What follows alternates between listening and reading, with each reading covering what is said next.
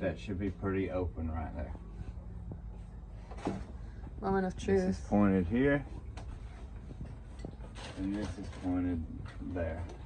It goes out. We turn this on. Now the first thing we gotta put our water out in the water. The tube. The tube needs to be in the water. I hear it pumping out there.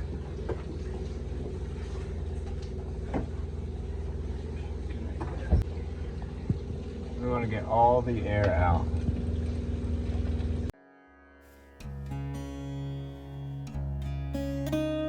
Not long ago, we built a tiny home in a school bus and set out on the road guided by faith. We traveled across Mexico, through Central America, always trusting the divine to show us the way.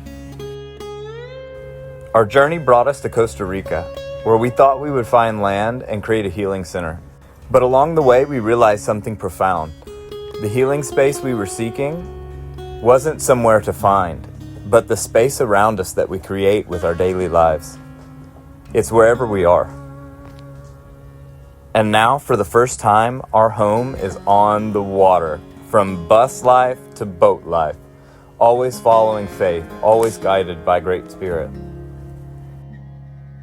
This is our journey, and this is the way it unfolds.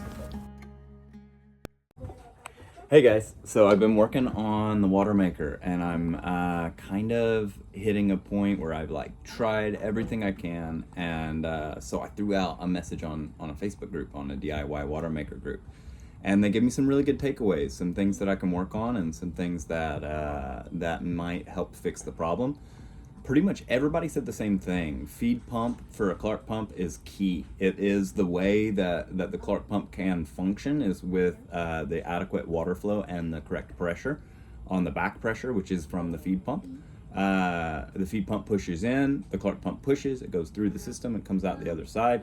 And when it does, that back pressure there is what causes the Clark pump to cycle.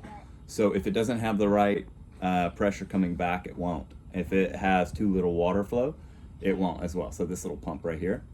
I bought this little Chinese cheap pump to just try to get the system working, like in a quick emergency type thing, because we were trying to make water and we didn't have money for the big pump.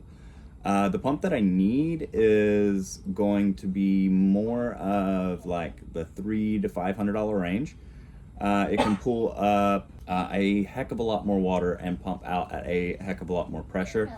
We're hoping to buy one that can do up to 120 psi, but the thing is that when the pump is running without restriction, usually that pressure never reaches 120 psi. So if we can get a pump that does 120 psi, we can restrict it down to the 60 or so that with a regulator that the manufacturer recommends, which is around 40 to 60 psi coming through the system. And that 40 to 60 psi, what I've learned, doesn't mean 40 to 60 psi with the brine valve. The brine valve, where are we at? Boom, this little brine valve. This doesn't need to be here. This little brine valve right here doesn't need to be here either. What I need is a pump that will pump pressure high enough that even when it flows out of the system, it is still at 40 to 60 psi. I believe, or at least going in, it needs to be at that. So what I can do, I think what I'm going to try to do is I'm going to buy a better pump. I'm going to buy an accumulator, which will go in somewhere right in front of the pump here, and a pressure regulator to keep it at 60 psi, 40 psi, whatever it's supposed to be. I'll figure that out as I dial it in, But I need the pump that's going to give solid water pressure, solid flow, continuously and always. Right now my pump is cutting off at 20, 25 psi for some reason. I think it got damaged. We did have some sand come up in the system.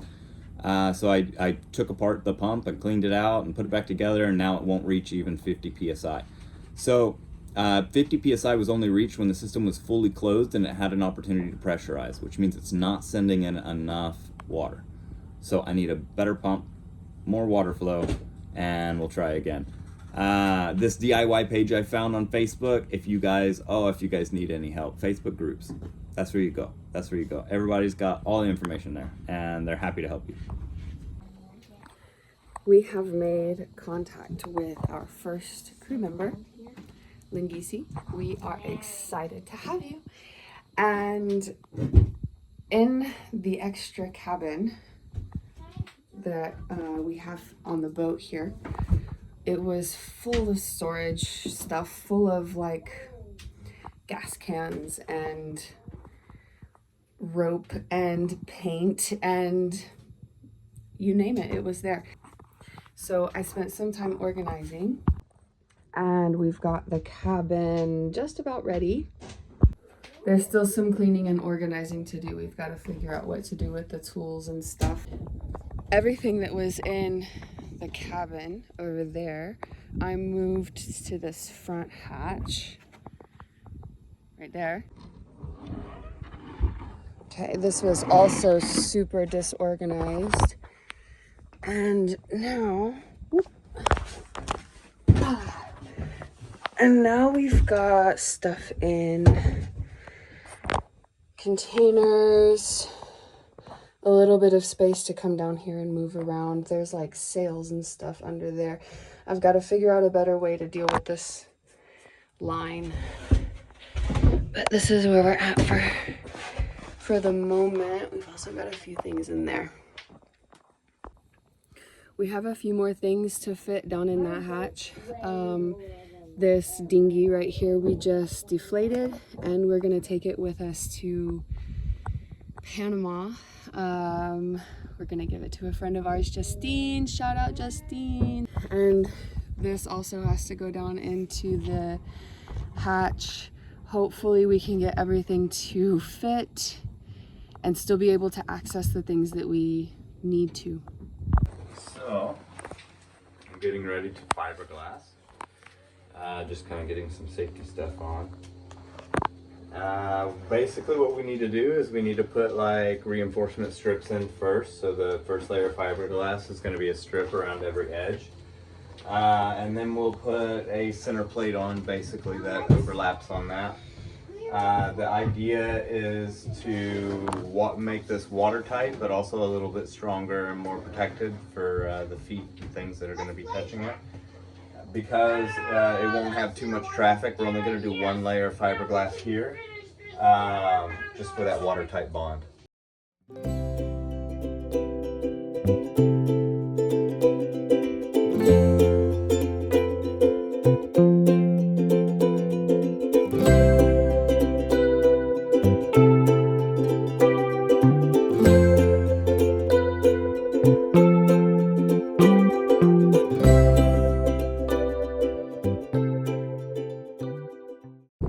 Another little project that we've been working on is redoing the trampolines. We have this huge roll of elastic rope, and we know that it's not the best and it's not going to last a long time because it is elastic, so the salt and the UV will degrade it pretty rapidly. But it's meant to be just kind of like a temporary thing anyway until we can get the more expensive line and redo the trampolines again in a couple years. We expect that. But anyway, this is the first trampoline that we've done. I think that it still needs a few spots filled in because there are some bigger gaps in there. But yeah, we have that one almost finished, and then we have the other three. We do have the trampoline that needs to be, there's like a block that needs to be attached back to the beam, so that one's not going to get done. It'll probably be the last one to get done, to be honest. Okay guys, so I got the bathroom head. I got the toilet area fiberglass. You can't really see the fiberglass, but here it is. It is down. It's covered, and we just gotta wait for it to dry. I need to put in the tube for our dookie to leave. It's gonna go through here, And I punched my hole. It's hard to see, but I punched my hole. And I added epoxy to the hole, and then I'm gonna wait for it to set. After that, I'm gonna put in some caulk and a 1-inch through hole. And hopefully we'll be able to put our toilet in and actually start using the bathroom again. A head.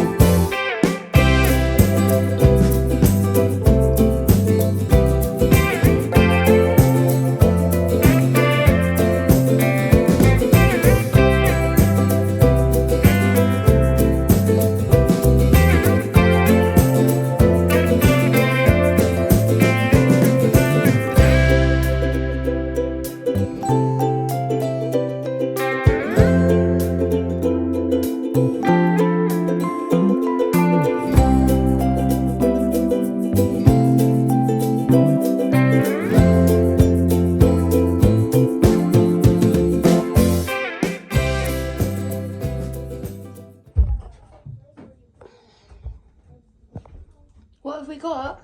We have a working toilet, look. You pump it and flush it. And fill it. And I can pump it. It fills up. Look at all that water I'm wasting. Okay, we got the through hole in.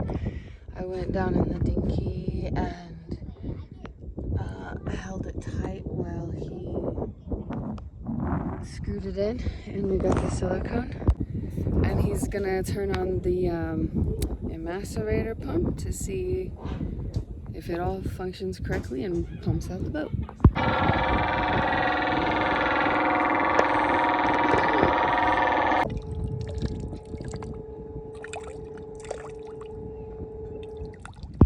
Okay, so progress update on the head. So the couple things I was missing. First, you can see here I have a connection now. I put a through hole in. The way that I did this is I punched a hole that was a 1/4 inch too big, filled it in with fillet after sealing it with epoxy, and then drilled through the fillet before it was fully solid and cured, so that it wouldn't fracture and it would you know, like cut out a little bit easier. And then put the through hole in with marine sealant. I use 5200. It is it's more of a permanent, stronger bond. It takes about 7 days to fully set, 10 days to be completely cured and ready. Another thing we had a problem with is when we put water through the system, we were trying to go ahead and put it out and pump it out. We noticed that there was a leak in this diverter here. This is what decides whether our poop goes into this machine to be sent out here, or whether it goes back up and is sucked out through like a dock place. So it was leaking, and I took it apart and I filled it up with a whole bunch of sealant and then closed it. But again, the sealant is super strong, super good, but it takes like 7 days, so we can't empty our tank for 7 days. So it needs to stay dry so it can seal. I have the water line coming in here. This will be the shower. It's plugged for now. I have a shutoff, and it goes down and converts into like the old school, the regular old marine tubing. And it connects into the toilet here, so we can shut it off if we ever have a problem, so it doesn't empty the tank in case the seal bursts. So it is running. So it's coming together. It's coming together. We need to finish fiberglassing all of these walls, and then we can do shower in here too. I've got to finish the sump pump box and the other, but this was definitely a little bit harder than I was first expecting when we had the diverter. Oh, there it is, the diverter. When it was leaking, I was like, oh no, this is like catastrophic. But once I slowed down and I took it apart and looked, I was able to realize that it was a fairly simple fix. So we're gonna get that done, and it's got like 7 days, and then we're gonna be able to go to the bathroom in here. Finally, it's been a long road to get the bathroom in. It'll be even better when we have the shower. When we have the shower, oh, I'm gonna be able to shower here. The door is getting close. Look! Oh, it's so close. We gotta finish this off, fiberglass this off, and then we can put a door in. And then we'll have some privacy in the bathroom finally, and no more direct depositing. Ah, that's so exciting. So today I've been redoing the oven. When we bought this oven, it was basically designed to be inside of like a hull of a sailboat. So the propane was very limited on how much propane would actually be able to come out. And I ended up trying to mess with it, trying to fix it, and ended up having a soot mess. So, as you can see all over my face, soot, because I've been cleaning all of the soot today. We bought this little Chinese stovetop that's 12 inches long, and it fits perfectly inside of our oven top. Here it is a little better. So it's like the perfect shape for the top. So I removed all of the old hardware out of here, and I gotta clean it up a bit. And this is just what I was able to get done for now, but this is gonna change. But I have the oven line coming up, and instead of T'ing, I've changed it to an elbow, brought it up to a T. This side goes to the connection to the propane, and this side goes to the connection to the new stove, which will come out the back here. So I have some grinding discs that are coming in today, and I'm gonna cut out the top of this and then seat this down in. And it'll look like essentially that it was always done that way is the goal, so that it looks nice and pretty, but we still get to have this beautiful aesthetic, like, you know, old school oven.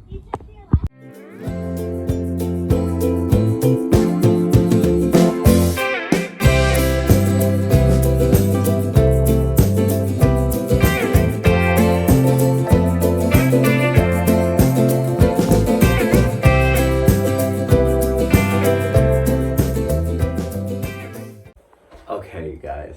Oh, things are getting tough. So our holding tank comes down here to the diverter, and then the diverter goes down to the macerator pump, and then it comes out, and it goes out the side here. Whoa, wrong side. That side. Boom, goes out the boat. Because it's above the tank, when the pump turns on, it should go and come right down into the tank really easily, or right into the macerator pump, and then it should go right out. Whoop. Super easy. However, it's not. And so I was trying different things, and I turned the diverter to the other side, to the where it goes up and out. And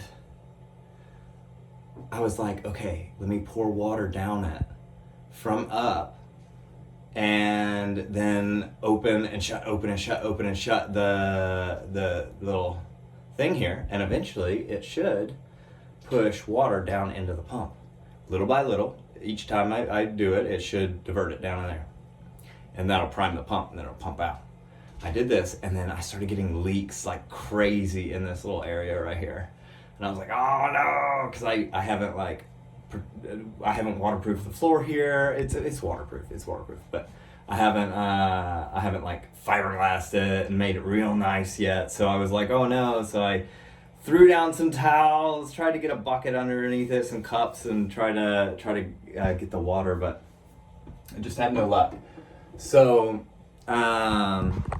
anyway, what I ended up figuring out was that this diverter's no good. I bought this one at a shipyard and a salvage yard, and it had been ripped off another boat. It was super clean, looked super new, but not sealing.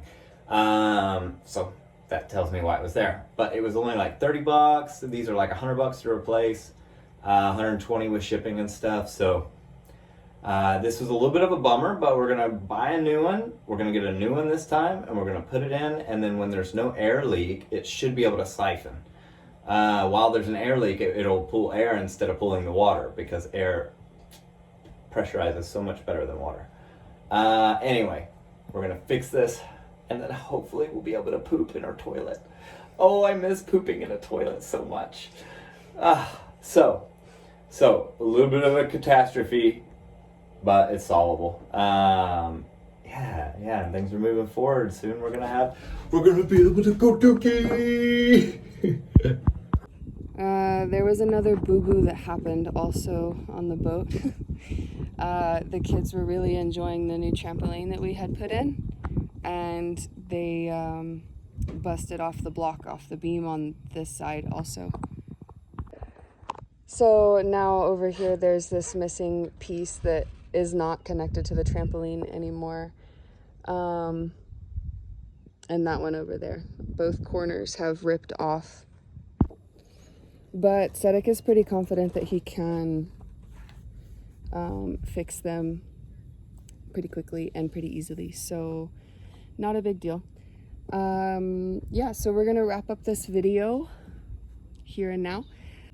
We made some really good progress, but obviously there were some bumps in the road. So hopefully on the next video, you will see us making water and getting the head functioning. And this water tank needs to be fiberglassed and painted. So there's only a few things left on the checklist, and we're gonna be headed out of here. We definitely won't be leaving with the boat in like tip-top condition. We're hoping that wherever we end up will be cheaper for fixing things on the boat. So yeah, thanks for watching. If you enjoyed this video, please give us a thumbs up. It really helps if you subscribe to the channel and maybe leave a comment. Until next time, thanks for watching.